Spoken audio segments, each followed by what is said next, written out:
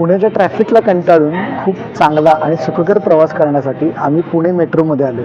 चला आपण या मेट्रोची जर्नी कशी आहे बघूया. मेट्रो स्टेशनवर आल्यानंतर येथे तिकीट काढण्याची सोय आहे किंवा हे तिकीट ऑनलाईनही काढले जाऊ शकते. प्लॅटफॉर्मवर प्रवेश करण्यासाठी काढलेले तिकीट स्कॅन करावे लागते. यासाठी मोबाईलचा ब्राईटनेस फुल ठेवा. यानंतर मेट्रो आली.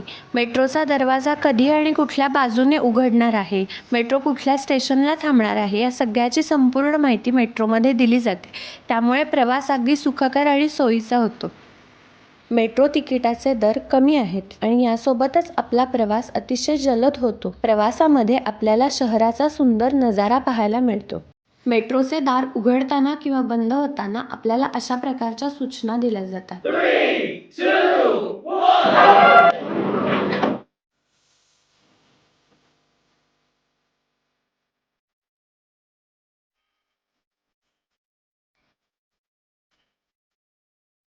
मेट्रो स्टेशनवरून बाहेर पडतानाही आपल्याला तिकिटाचा स्कॅन करावा लागतो.